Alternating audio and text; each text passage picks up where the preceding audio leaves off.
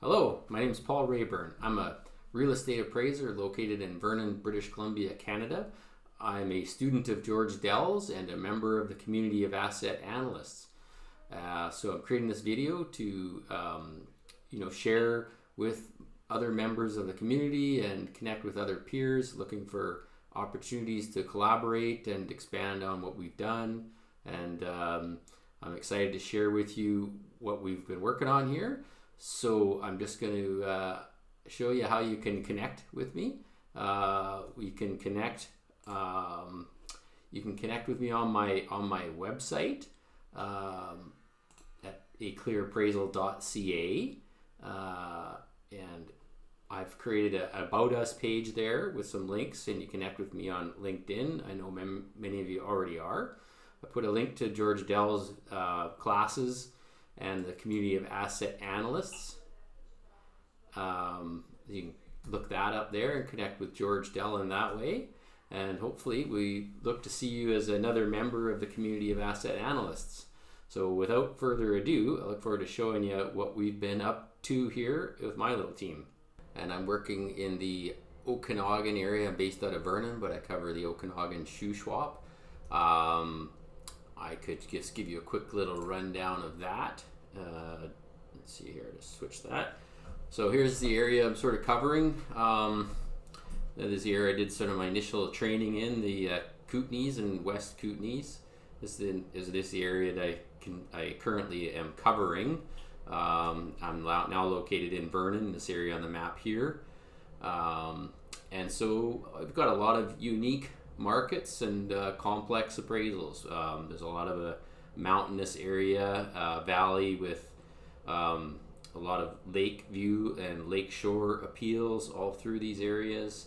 Some beautiful areas, some world-class skiing. It's wintertime, and Revelstoke is one of those world-class places there. Big White. It was Silver Star in the Vernon area. And of course, we've got Sun Peaks out here in the Kamloops area. Anyways, so doing more complex appraisal assignments in an area. Kelowna is one of the fastest growing cities in Canada. So lots of change and lots of interesting stuff going on. There's always incredibly unique assignments to do. So that led me down the path of doing more in-depth analysis, and that got me connected with George Dell and the community of asset analysts, and that led me and my assistant Landon, my son, to developing a dashboard using Shiny in our studio.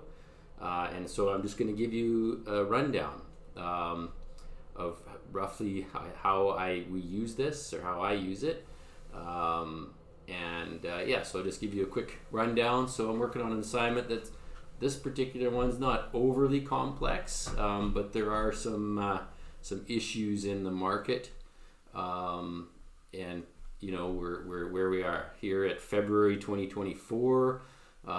We've just been dealing with the significant interest rate increases beginning in February, March of 2022. So we're 2 years into it, and it's been a bit of a roller coaster ride. If you go to, let's see here.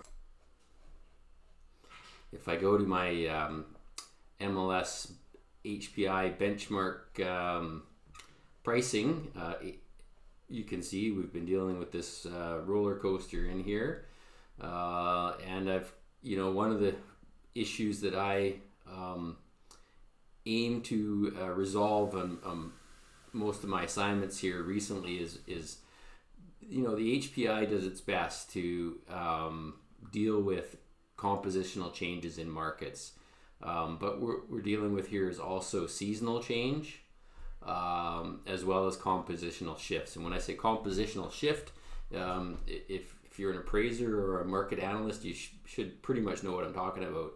Is the things that change within the market that we can't control based on the data that we have, and that goes for. We're gonna time out on that, but anyways, things that change in the market that you don't have, that in big data, in all the data, you don't have enough understanding of. There's not enough clarity in the data. This can be condition, quality, view, lot topography, configuration, micro locational adjustments. So not just between neighborhoods, but busier streets versus private areas. So those markets tend to transition in those as depending on the supply and the demand.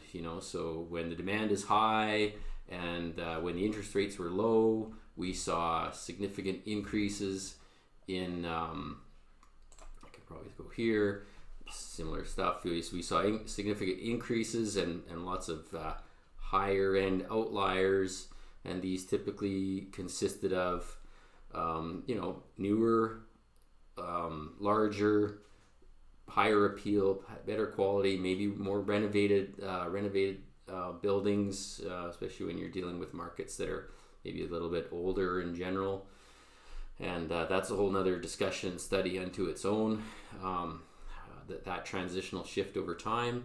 But again, so what I'm looking at here is the 3-month rolling averages in this market. I can turn those on or off in our application here. So what I do is you bring in all the data, what George Dells refers to as the assignment data frame, all the data you think you'll ever need. So I pull that in, and I brought in a little extra. In this case, I wasn't dealing with a retrospective, but I have dealt with and I focus on complex assignments with retrospective dates, where clients want to resolve where that property sat within the market, and how renovations or changes or the market changed, and how we can resolve for properties that aren't cookie cutters, right? How can we help to identify where it's at in the market? So I could start here. So we've got here all of the markets. I've got all the scatter plots on. I've got most of the trend lines that are relevant. And the one thing I like to do to start off is to just turn off everything but the individual trend lines. These are just linear trend lines for the whole period. These are land sales for these neighborhoods, and these are improved sales. And I didn't refine the data down much. Like I went from 0.08 acres to 0.75 or something like that, and that's gonna, we'll show some charts later on in here, but you'll see, so 0.4. So I think I've already refined this down a little bit, but even with that, you can see that majority of the lots are sort of in this size in these markets. So what can identify here is that we've got some similar trends going on here. It would be hard to argue that these neighborhoods aren't trending similarly over time. These are fairly minor changes. Now, this one here, West Bank Center, this is the land sales, this is the improved sales. So we have the highest value land with no recent sales, and I can tell you right now that there are, let's see here, include land sales, just so, and keep in mind, this is all, built on code that we have implemented into this dashboard. The dashboard that Shiny has all kinds of tools, pretty much every tool you ever wanted, but these are just some of the packages. There's 20,000 lines of code or something like that, and so this is all customized. This is not something you just buy off the shelf. So if you want to know more about that, happy to answer questions and whatnot, but anyways, just giving you some background here where this is all coming from. So this is all customized stuff that we've done. We can change the size and the scale of these plots depending on what we're trying to do. I'm looking at large sets of data. Sometimes I have a big screen. I have a 65-inch 4K screen. So I could spread this out over a large area and be able to zone in, zoom in, and see, check out individual properties if I'm curious about something. So this is an interesting set of plots here, and this is all one development that sold over about a 1 month period in early 2022. So I can take this, I can highlight that set right there. I could do more, but hang on a second here. So I can then just shrink that down a little bit there. Selected data. This is all custom stuff that I had Landon build the code in for, so to create this set. So now I can export that to a CSV or Excel, and then what I can do with that is I can copy that, I can do analysis on that, I can copy the MLS numbers, and what I'll do is sometimes I'll just paste them right in here like this, and search in my MLS is quick to just pop those up. That's a different search that did there. So anyways, I can remove those if I want. I could filter those selected points if I think they're not relevant to the analysis. And then of course, if I have exported them, and I also have other options here where I can have this set to automatically save removed data. So there's that set of stuff that I removed. So now I will know what I removed. Again, this is part of sort of the work file. So, and I can also undo the last remove point if I don't want to do that. And for some reason that didn't repopulate there. I think I just have to refresh the screen. But I'm going to turn off. What I'm going to do is I'm going to filter out. So I jump down here to I'm at the OIF. I'm going to jump around a little bit. There's a process that you can go through. The OIF is totally separate from the ADF and CMS, which are sort of tied together. This is basically doing the analysis that you did here and now focusing on the OIF and the market price adjusted data. So that's where I'm going to adjust all of the data using an OIF model, and then I can analyze that and maybe pick out some. So if I was working on a comp that was an outlier, so hang on, I'm not jumping around here, going to get rid of West Bank Center for starters. So filter OIF, boom, going back to my plot there. Okay, so now I've got rid of West Bank Center. Those came back in on the refresh of the screen. Again, I might choose to remove those. They don't appear to be significantly affecting this data looking at these trends, but again, if I was doing a land sales analysis, I would be studying this one very hard because we do not have a lot of recent sales. So I might look at bringing in some other more conforming markets. I can go wider, and I will be able to find around my area. Where's my map again? I can find some areas. So right now I'm doing over here in West Kelowna. The appeal is Lakeshore, Lakeview appeal. Well, there are Lakeshore properties, but I'm excluding those in this. And I can find some stuff over here in a neighborhood called Kettle Valley, Upper Mission, and those are two probably fairly similar markets. And again, I can show how they trend similarly. And so between all of those markets, I will be able to get enough recent sales to start doing some more analysis on what's happening with land sales. And, that's important for when you're trying to identify depreciation, obsolescence, primarily those two things. In addition to just trying to determine what land value is, but for reliable methods, you can use allocation for land values, and I can do that here. And I know some folks do rely on that, but you also need to really understand how allocation changes between markets and overall average ages of buildings. So anyways, that's a whole nother deep topic. So anyways, so what I did on this one here is, first off, I can come in, if it's a fairly simple market, I can look at, skipping way ahead, skipping back here. Let's first go to, first thing, I can plug in my subject information, some basic information that I'm going to refer to later. I've got a market stats page, and that's going to take a second to refresh, to run.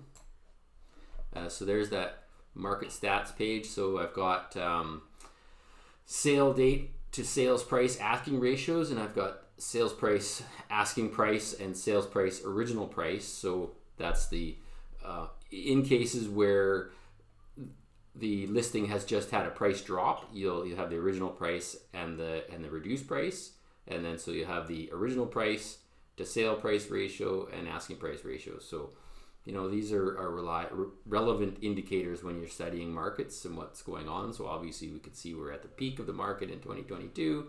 We had roughly probably 5% above asking, but quite a range up in there, up to over 20% in that market.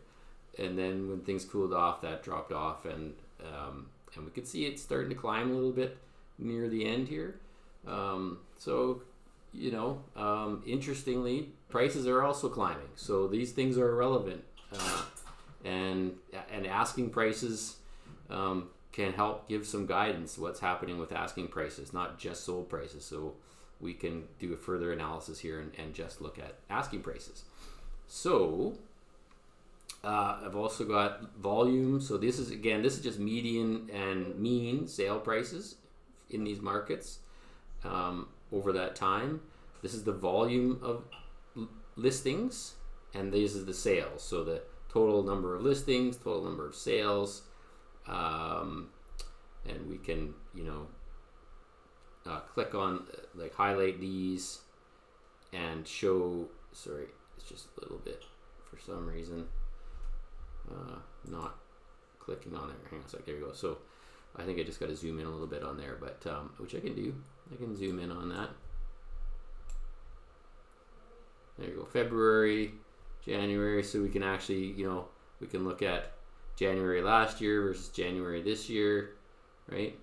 And we can customize these things to show, different months or highlight specific months. Sky's the limit. And then I've got more info here. I've got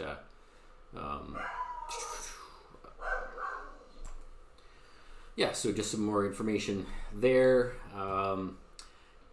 And then now I've got another section in here that I'm not running on this particular demonstration here, but I've got a tax sale table here where I can import sales from tax, and I can sort of enhance my data here. I can find sales that sold off MLS, and I'll find these are more frequent for higher priced markets where there's seems to be more tendency for units to be sold off market after they've been listed on MLS.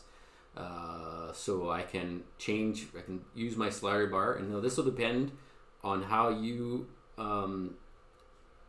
determine what you want to use for sale date. What's your standard? Do you use conditional date or title transfer date when the sale is closed? So depending on that, if you're using conditional, of course the title transfer date can be weeks, months apart, and so you might want to spread that slider bar, and you can type it too here, because sometimes if you're trying to get to a specific date range, I find these a little finicky, so I had planned to put that in there so you can manually type it in. But and then I can also find stuff that so this table would be all the sales in the tax, and this would be all the ones in the MLS. Then this would be stuff sales that sold off MLS but were listed at the same time, so they expired, canceled, or withdrawn, and then some period after, user defined, it flags and creates a list of sales.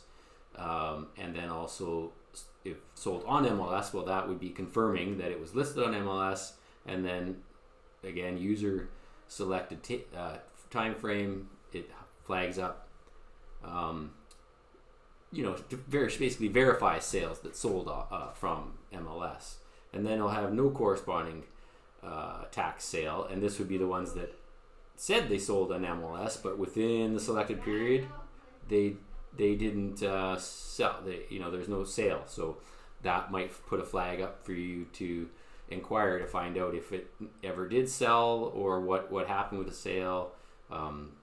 Just because a sale didn't sell doesn't mean it's not a comp, but you probably want to be able to at least comment on that. So again, that I think is a great feature. In this particular market I'm working on, I've got a fair bit of sales data, so I didn't, and it's currently a fair bit of work for me to get all this download from my tax sale provider. So I'm working with them on options to try and enhance that and make it more user friendly.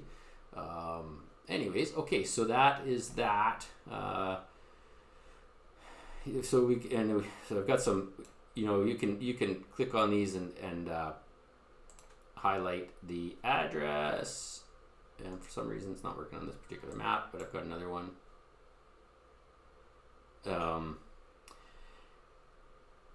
Anyways, okay. Oh, that's for another issue to talk about. We've got some properties here that have the wrong location. Like these are my markets in here, and these out here probably are in the wrong location. So if I was really looking,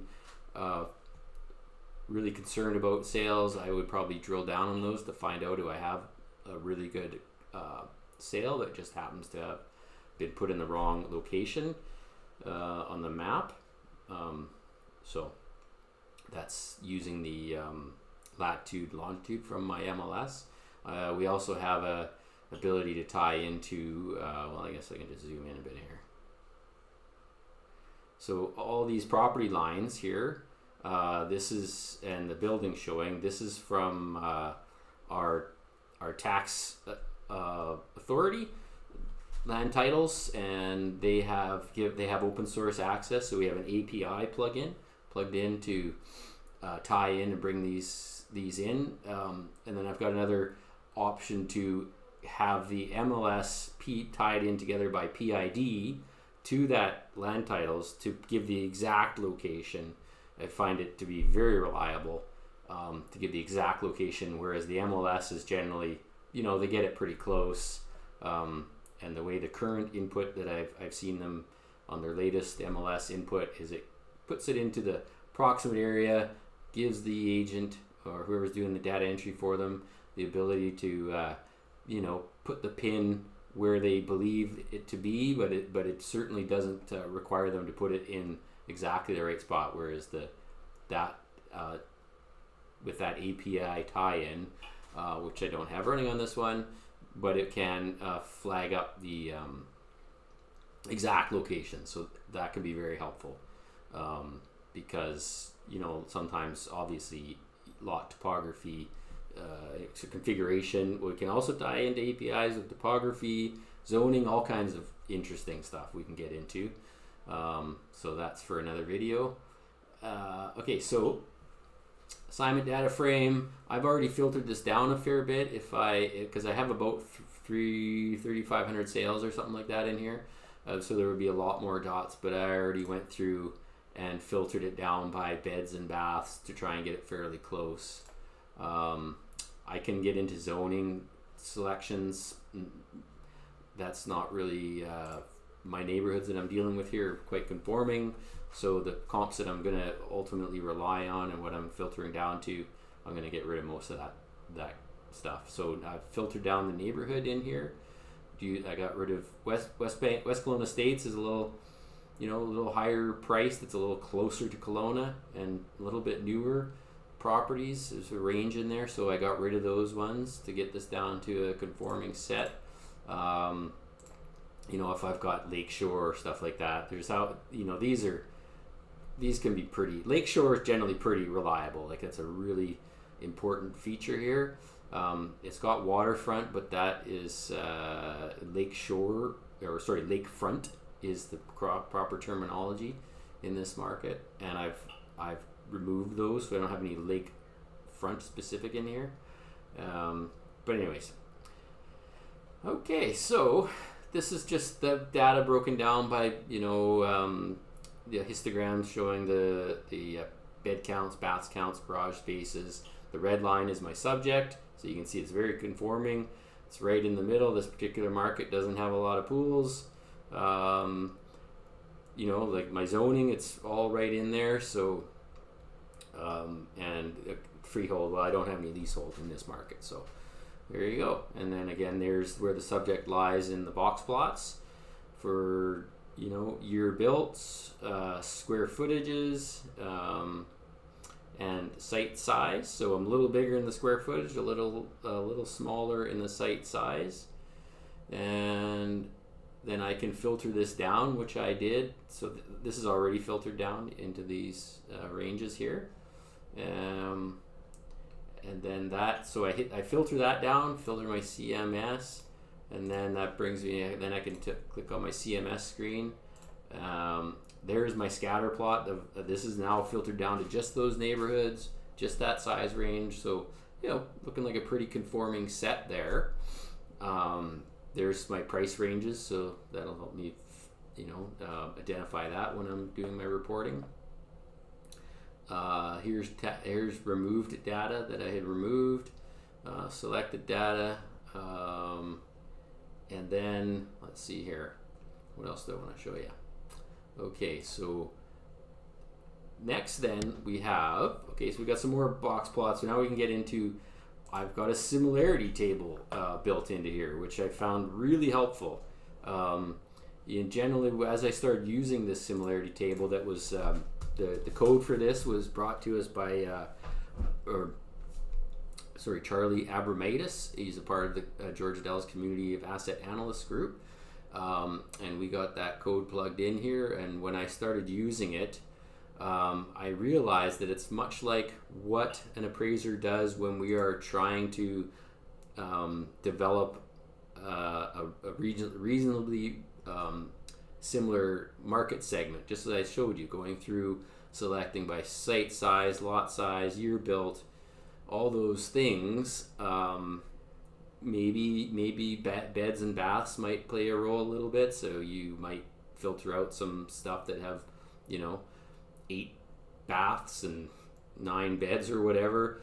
Most of the time that gets filtered out just by the size alone, but there can be some outliers there. There can be stuff that's, so yeah, you'll find stuff that's what did I say, 5 beds in 1 bath, or 4 beds in 1 bath, that it's probably inferior.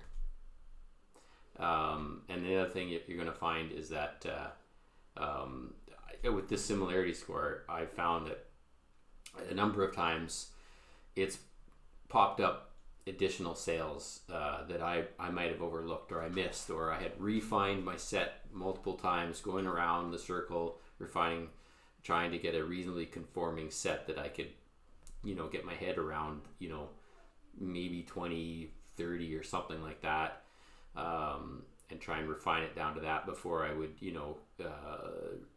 bring that in and analyze those in much more depth, doing much more than that, even probably much more than 10, gets really hard to, start, drawing reasonable relationships.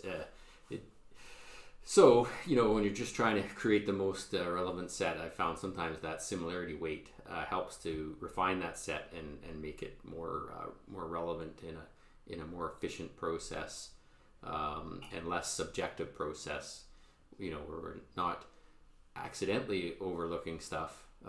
It's brought to our attention, and we, have the opportunity to include it or exclude it based on its relevance. So again, if you're dealing with a complex file with very little comparables, you might leave all that in there and then analyze that further to find out, was it just some data entry issues that in the MLS, and you might have a good comp. But that's again for another video, another discussion. So you can go through here and you can try some different models. You know, again, it's a little bit opinion from the appraiser. I do try to avoid appraiser opinion, unsupported opinion, you know, but if you run through a few different models, and you're going to find out that if you do your traditional process and narrow it down, and you do this process, you're going to come to a similar set. This just sort of speeds that up. So, you know, quite often size will take care of the weights of beds. Baths can be a flag. So I find, you know, if I'm dealing with like a 3-bedroom house with only one bath, or 3 or 4 bedroom house with one bath, well, it's probably an inferior appeal to the same thing with a 2 or 3 bath. So, but I don't want to get rid of those sales, so I'm going to put it at a low weight. It's going to bring up the scoring. So year built, yeah, same thing. So finished floor area, I think, is pretty much, in this type of reasonably conforming market, is one of the highest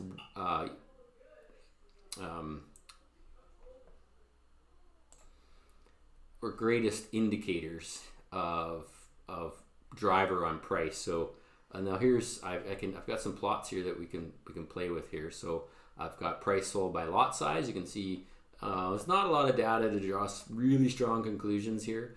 We happen to have 2 larger sales back in here, or sort of the most recent sales happen to be. Quite often in this particular market, in this size range, you know, probably closer to this 0.18 or so up in here, as 0.5 starts to get a little bit small. A lot of times the lots there's the topography and configuration. Usually the topography is there's just area that's not usable, it's too steep or whatever. So but I can change that also to square foot total. So we can see there is a relationship between, as square foot climbs, price climbs, and year built.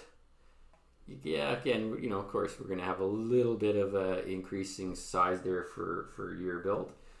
So, of course, that would probably be climbing more if I had more of a date range here, but I've got it refined down to, I think, 2008.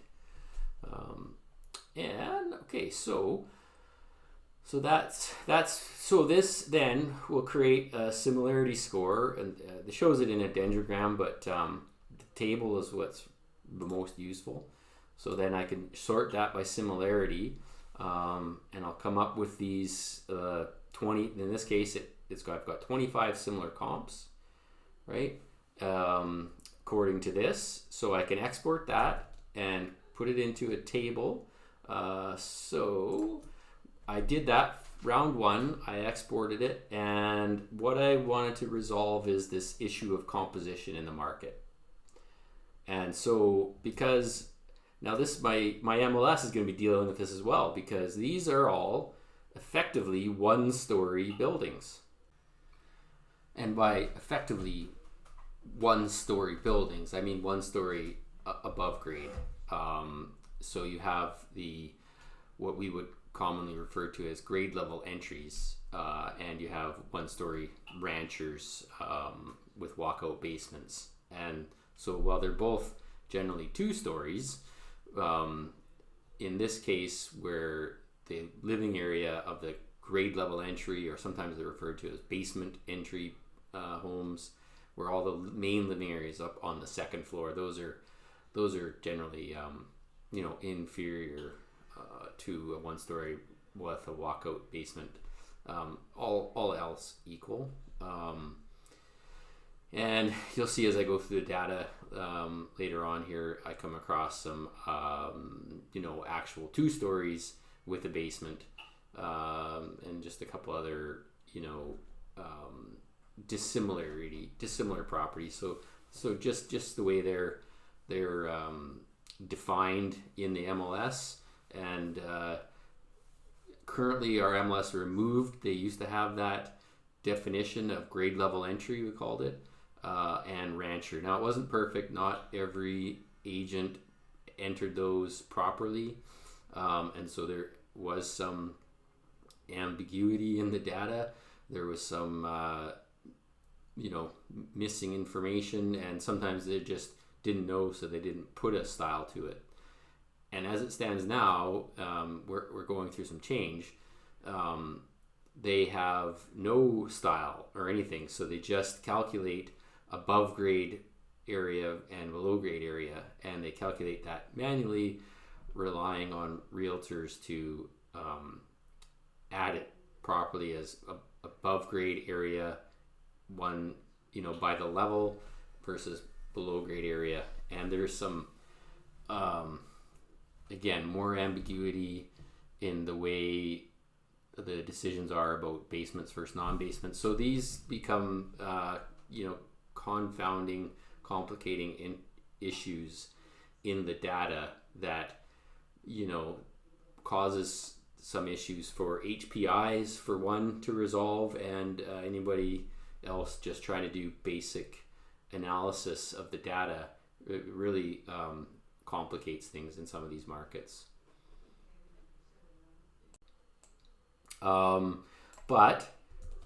And let me just bring that up here. Top 25 by similarity.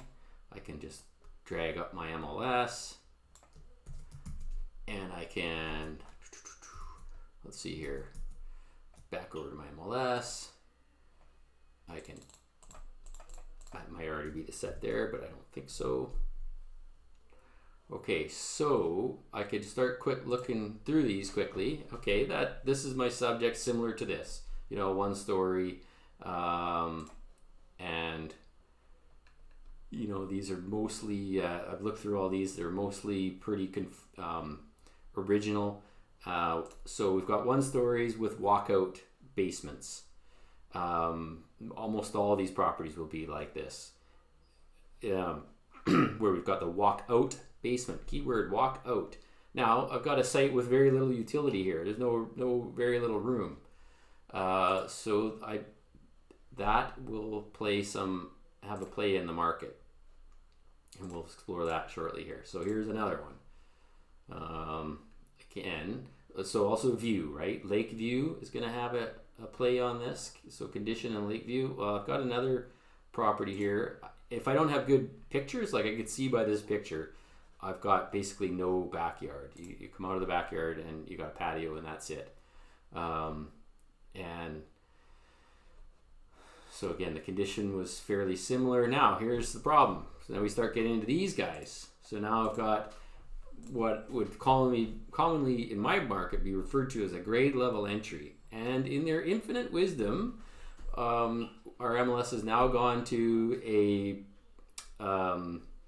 they're revising that we're going to a new RESO standard. We're trying to combine multiple MLS market regions into one, and we've gotten rid of that. So now they're changing it. So the jury's out. But now we have to go in and decide what is what. Like, and I could tell you right now, these are not comparable properties. The market does not see these the same as the walkouts, and quite often they don't have as good a view. Here's another one, right? It's quite often they won't have much of a view, and people prefer the walkout ranchers because everything that they need is especially older folks that don't like climbing stairs. Everything they need is with most of those models that our subject is, they're going to be on the same floor: kitchen, living, dining room, and the primary bedroom. Again, so here I've got another one that's this one here may be more of a 2-story. I'd have to look at this one a little bit closer. I think this is more of a 1.5, 2-story idea, where at least you've got the kitchen, living room, and main driveway where you park and where you do most of your living is on the same floor.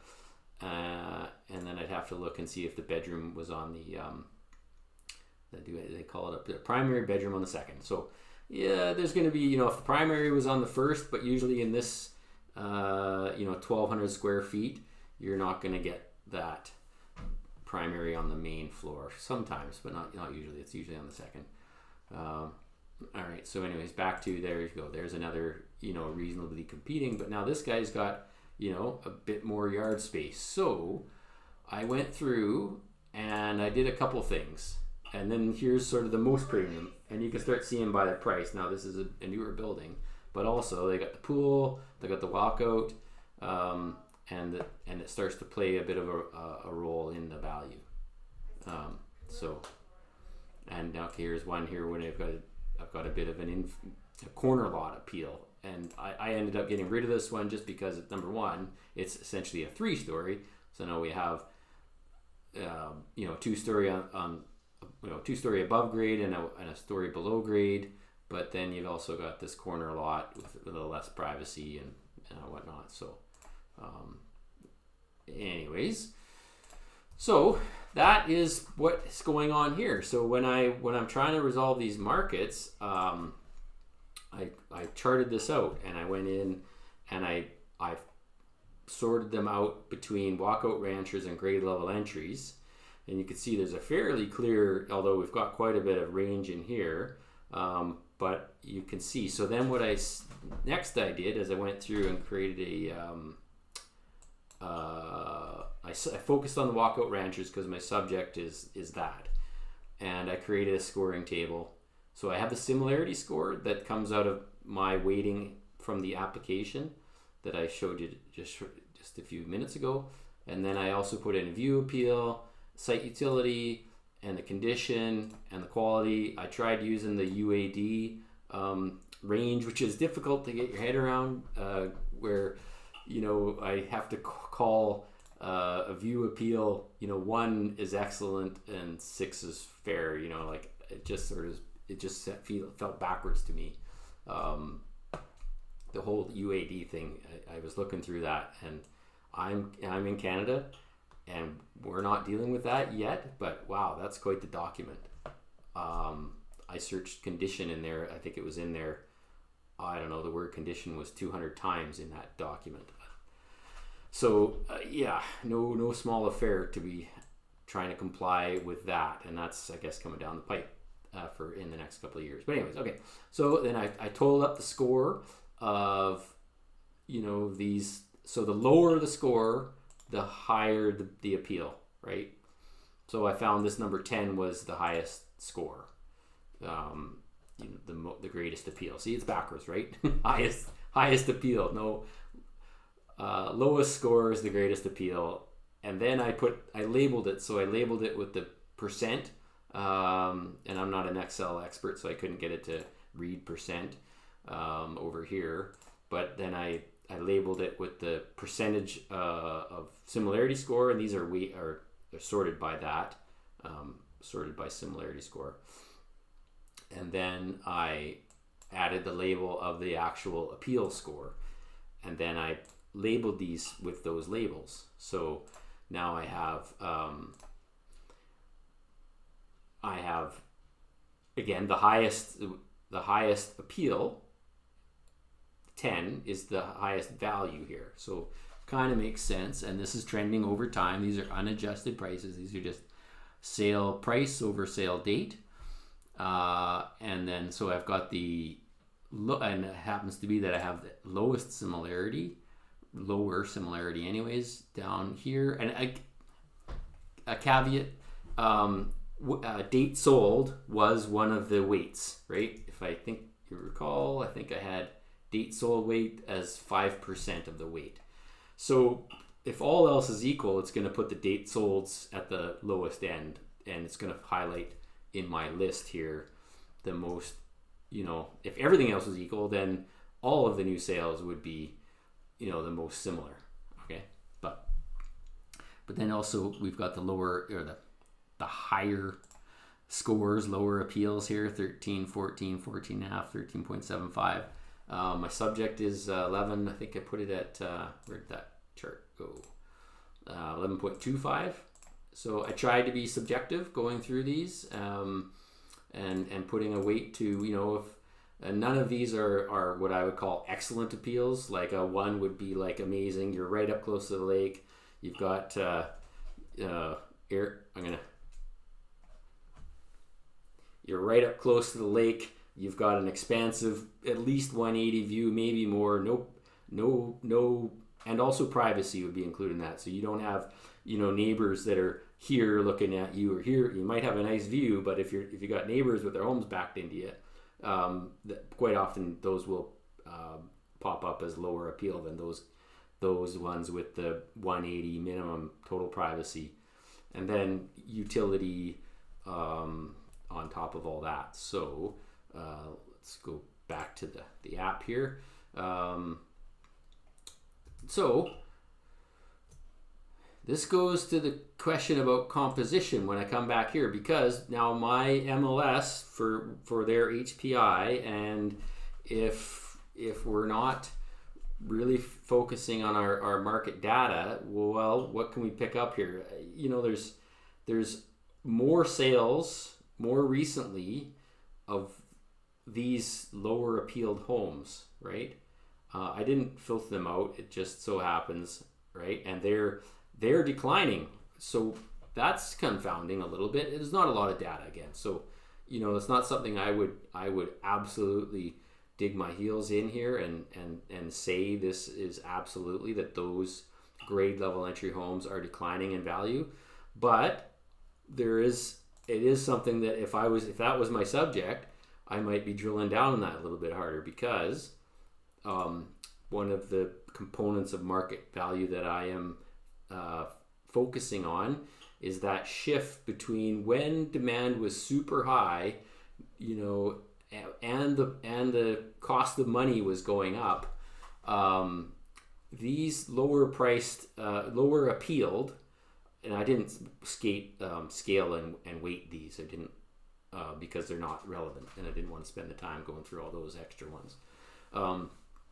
But those lower appeal grade level entries in this case may have been getting pretty good value when there was nothing else on the market. People were getting fairly desperate.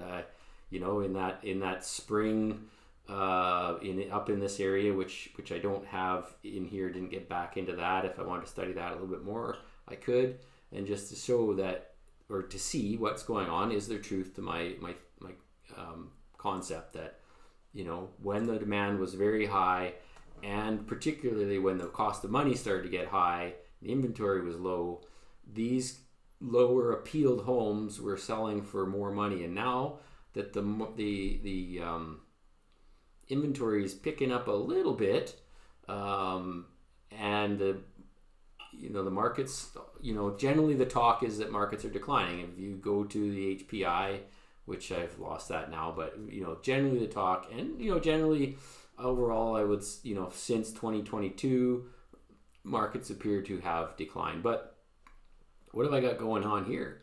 So my subject market, these are all the most similar comps, and I'm very confident of that, are increasing in value. So again, it's not a ton of data here, but the observation is fairly apparent that we do have some increasing here, right? We've got an 11.25, selling up in here. So, it's interesting to say the least. So how would I resolve this? Well, number one, I've got the information. So that is a big step up. I've got some, something beyond just my own opinion. I've sort of gone through the process, weighted things out. I did a couple of different models. The outcome was similar. Here's my similarity 2. The same thing. I took that whole initial set. These were the ones that popped up to the higher end there of similarity, and I went through those, and they're quite similar. So and then now, is it here, or where did I do that? I'm just gonna pause this first. Okay, so then what I did was, I'm now going to come back to, so I've sort of covered the similarity there, and that So I'm just going to come back over to now to my OIF. So that was all done in the CMS. Now I can do the same thing in my OIF. And again, this is where I would usually more focus on this if I have more complex markets, complex properties assignments. Okay, so what I can do here is I can break this up into multiple time periods, and I can and so if I want to do that, I'll show you on the graphic here. So if I take and I want to I'm going to focus on I've got an assignment to get done, so I'm going to sort of focus on the assignment. So I got that. I'm going to turn on my market. I'm going to include my improved sales. I'm going to get rid of land sales because we're not going to focus on that. And I'm going to turn on my market trend lines improved and my that's what it's going to do it. I'm going to just put these lines back on my median rolling averages, because then they'll show the market overall. And land trend lines, get rid of those. Okay, so there was what the market was doing overall. And like I said, if I wanted to do another segment, I could include that earlier period as the first period, and this as my second period. I might need to break that up into 3 periods. And you can do that. You can change the linear trend line. You can try and get it into linear periods if you feel more comfortable with linear trend lines. I don't have a preference. Linear trend lines are a little less subjective than polynomials, and again, all this data will be adjusted by the polynomial trend line, and this is a third order polynomial, happens to, I believe, sort of follow and fit the data fairly well, and I've modeled this a few different ways. So I could throw a fourth order in there and it doesn't actually change it very much. So third or fourth, fifth. Okay. That fifth seems to not really follow, what the trends are showing. And so I look at this. I looked at my HPI. You can see that the trend is, and then for my subject market, I've got some evidence there that it's increasing as well. So I conclude that is not relevant. But also, if you try and get this down into a single line, again, look at the disparity I've got here in these markets, and that you try and get that down into this was a 2-year period. You try and shorten that down into a 1-year period. These lines are going to go all over the place. Well, let's try it here. Let's just go to 2020. That's a 3-year period. Sorry, 2022. That's a 2-year period. Okay. Well, that we kind of expect. We could expect to see some big declines there. 2023.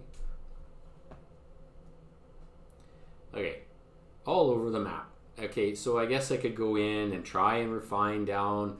Then I'm going to have to be selectively removing comps. It starts to get pretty subjective. Like trying to refine these comps down much further than this, I'm just not going to have any comps. So what I'm saying is I'm going to go back to a bit longer period. It helps to tie everything together. And I'm going to go back to my third order polynomial. It seems to follow the data pretty well. Now here's something I can point out is what is going on in here, right? Okay, we happen to have a sort of a drop off in sales, but at the lower end, maybe there's a bit of a void there, but those lower end sales seem to sort of carry on, and there's a drop in these sales here. So what I conclude from this is that these sellers just decide not to sell. They don't have to sell. These are mostly retirement type communities. People have sold their homes in Vancouver, Toronto, Alberta, and they've retired here.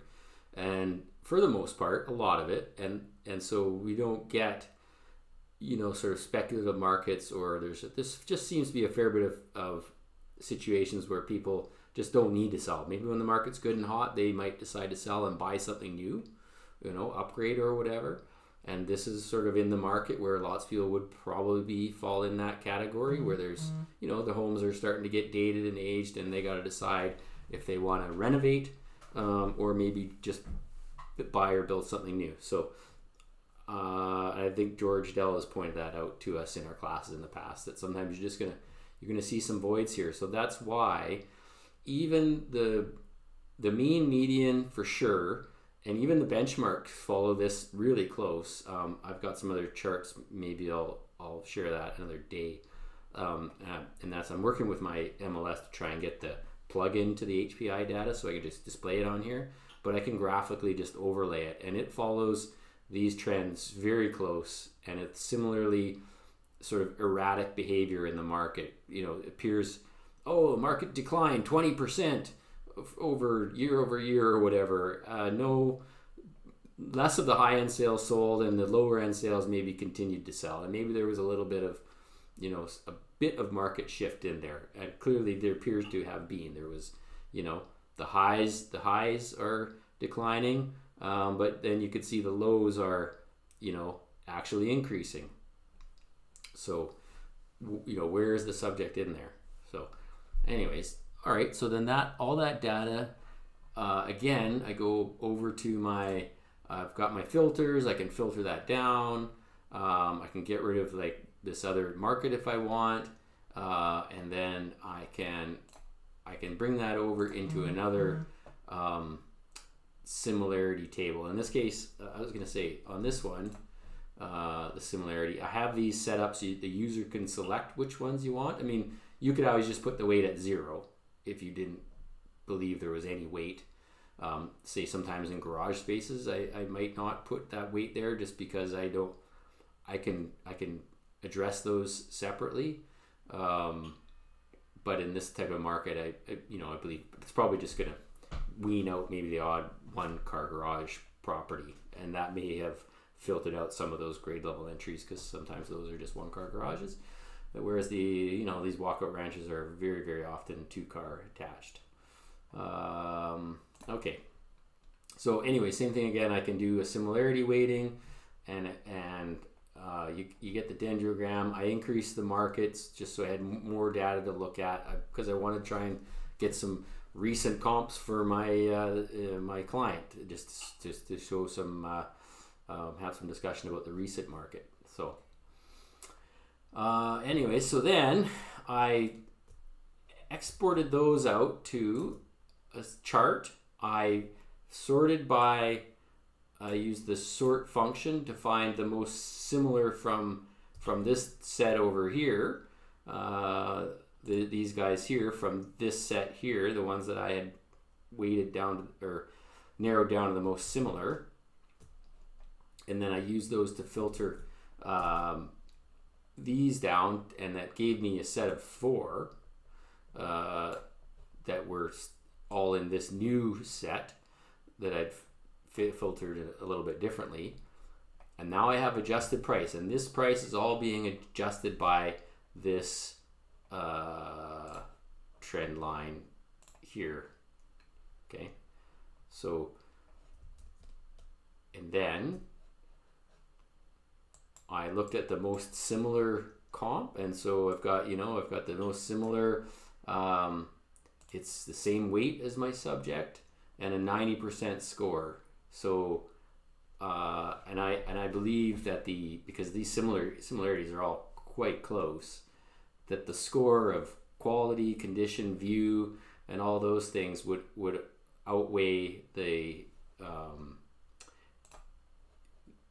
you know, the similarity score. But so at 90% similarity score, I could do a bit more analysis on that. Like, let's just have a look here.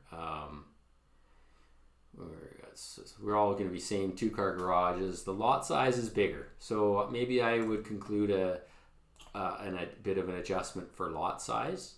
So I can make some adjustment for that. Okay, so we were talking about the I was talking about this. Oh yeah, this site size being 0.39 acres, so that jumped out at me. And I had mentioned earlier that I put generally less weight on site size because a lot of times they have, so we can see here, there's that 2223 Shannon Hills Way, and here is basically the slope development permit area, or essentially a no build covenant. Like, you can see all the properties that are within that slope area here do not have development in there. So here you go. So you can see this area here, and there's the subject. So that site size is probably, if anything, less than the subject. I think the subject had full development of the site. So okay, so you can see there, I measured that out at 0.15 acres. So that would, yeah, it puts it at the lower end of the scale. So yeah, I would not be making any site adjustment for that. I mean, not any significant site adjustment. Again, the peel is in the utility, the view and the utility, and you know, I wouldn't be adjusting from 0.39 acres by some price per acre. Just the weight on the utility of the site, which I had put at slightly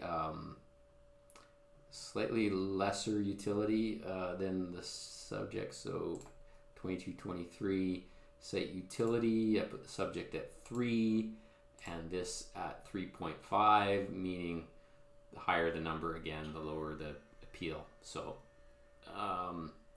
and I think the view was about the same, so all things equal, and that one was the highest rating that I had given it.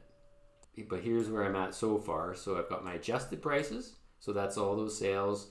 Wasn't huge adjustments in price in this case here. The adjust price is here. The adjust price ratio, oh yeah, like basically 0, 2%, 5% decline for this one. So that was 95% of the price. So it sold for $1 million, and $950 is the adjusted price. It's the oldest sale. So I just went through and weighted them. I put 50% on the most recent sale, 25% on those two guys. I put 0 on this guy because it's the oldest one. It's the least similar.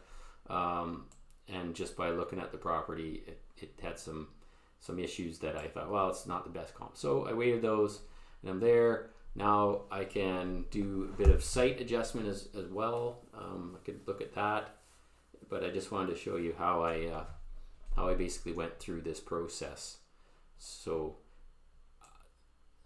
I'm not coming. These are supported adjustments. You know, like they're developed from a reliable market trend model. So if I'm gonna adjust for, so I had the location adjustment. Sorry, I missed that. That was the other adjustment. Was when I go for the long trend here for the whole period. It's just easier to see. And the HPI confirmed it, that if I went in and I basically found my subject market, which is the Smith Creek. Oops, wrong tool. Zoom. And here's my subject market, Smith Creek, and there's the Shannon Lake. I think that was Shannon Lake there. Sorry, that's the West Kelowna Estates. Sorry, other way around. Okay, so clearly I need to sort that out, but that's the idea. I'm going to West Kelowna Estates. Okay. Yeah, I've played with the models a little bit, so it's not as we were going through here, so things aren't jiving exactly. But between when I was focusing properly and the HPI, you could see, that it agreed about a 3 or so percent, 3.5, I think I concluded, percent difference between Smith Creek and Shannon Lake. And does it make sense? Well, Shannon Lake's closer to town, for one, and so somewhere in there, then I would make some kind of a locational adjustment, and again, not unsupported. So anyways, if you got any questions or ideas, there's lots more that I could cover in there. Yeah, I think I covered most of what I wanted to, but yeah, if you have any ideas or if you'd like to learn a bit more, then look me up. Take George Dell's course. You got to take one of his stats, graphs, data science 1 courses, and then you can join the community of asset analysts. It's just sort of a part of the drill, but well worth it. There's just a lot of knowledge there, and it's a great community, and we're making some great connections, and so look forward to hearing from you. All right, have a great day. And I just wanted to add in there that some of that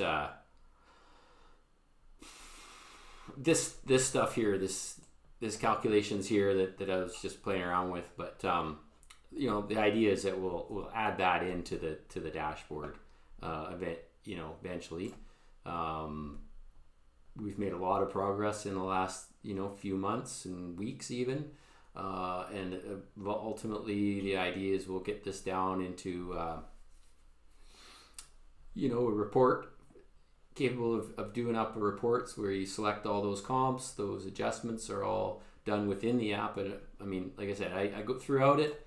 I always include a spot where you can export any table you want, just that way if you ever want to save the data or further analyze in a method, and it can be CSV, Excel, print it, copy it and paste it into some other application, whatever. So but anyway, so that's the idea, is to get this all in one. It's just, Excel is very, very powerful, and you can do a lot with Excel. The beauty of this is that it's just you can't break it. Number one, you're not messing around with the formulas and codes. So when you're in here changing time periods and changing dates and working through the data, you don't have to worry that you have accidentally deleted some data. Myself, I know Excel struggles sometimes when I will have multiple tables and I'm doing a lot of analysis. I just found it to start to bog down and have issues, but and I've got a good computer. So anyways, I carry on there, but I just wanted to point out that is kind of the idea here, that we that's one other tiny little thing. There's just lots to cover, but I can also increase the size of these graph points too if it makes it, you want to make it easier to see which neighborhood's what dot is what. Again, it's got pretty much all the functionality that you have from Excel. It forces you to be a little bit more intentional about how you set things up and to develop the code and where to put it and how to do it. So it's good in that way, but it also, it requires having somebody, like I have somebody that can help with the code and get that, I just say, here, do this, and I want this to do that, and then we can get that done.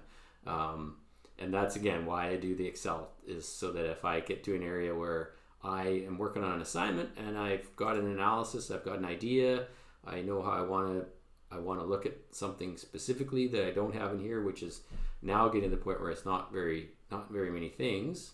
But anyways, there you go. Okay, again, thanks for joining, and I appreciate it. And feel free to reach out. Paul Rayburn, the company is ACA Appraisal. You can call me. You can email Paul at aclearappraisal.ca, or you can phone me, 778-760-3360. So that's my cell number. I'm here to connect with other appraisers or industry people who are interested in the process, and look forward to hearing from you. All right, have a great day.